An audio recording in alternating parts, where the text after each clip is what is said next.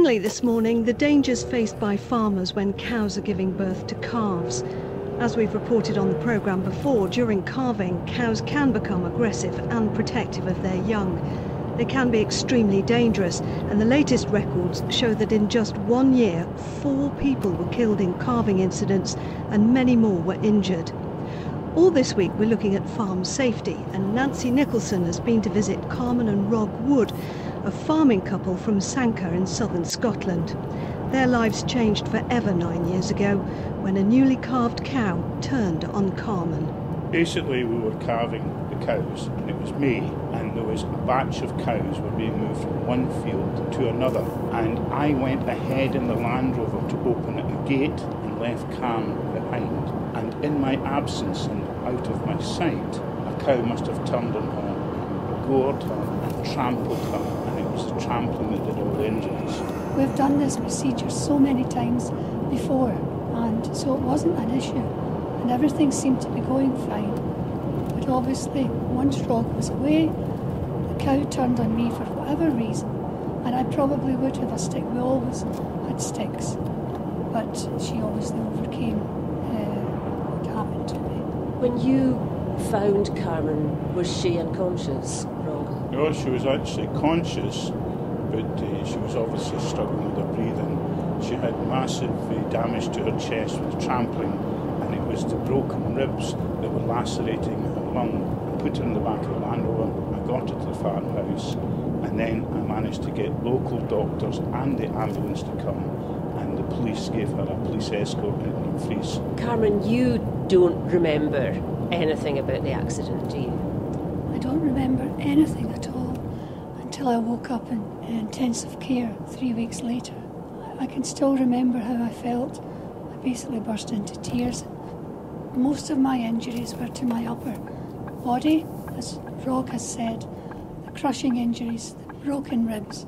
I had 3 broken ribs which had to be removed, and I was hemorrhaging quite badly. I also had a ruptured liver and a head injury, and extensive bruising. Consequently, I lost my right lung. And as a matter of interest, I was told I was very lucky for several reasons. The first reason was, if she trampled my left side, that's where your heart is. So that would have been a goner.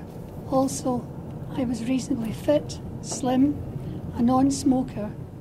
Maybe somebody else would not have survived the trauma of the operation and the subsequent recovery. And the scars, or most of the scars, will have healed, Carmen, but you have a chest infection today. Yes. You're struggling a wee bit at the moment. That is a direct consequence of your accident, isn't it? Even 9 years on. Yes, well, anybody can get a chest infection, but when I have something like that, it hits me hard because I have one lung and my breathing is laboured most of the time. So. And as well as the physical consequences, there were psychological ones as well. You had mental health issues for a long time after the accident. Very much so. What made it difficult for me was I knew my life would never be the same. We knew we were not going to farm again.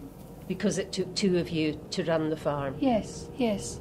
So my whole life was going to change, and all of a sudden we had to start planning for leaving the farm the following year. So that took a lot of handling, and I had lots of mental issues, and I was on medication for that for at least 3 years. Can I also say one thing that's important to understand? Whilst Carmen's injuries were horrific, the effects on the rest of the family were just as damaging. It was very stressful for my 2 daughters as well as myself, and obviously it turned our lives upside down. One moment's madness with a cow. As Rog says, a moment of madness. But I look back and I think we did nothing wrong. We just did the usual routine, but somehow it went wrong. Carmen and Rog Wood. That's all for today. I'm Sybil Ruscoe, and the producer in Bristol is Beatrice Fenton.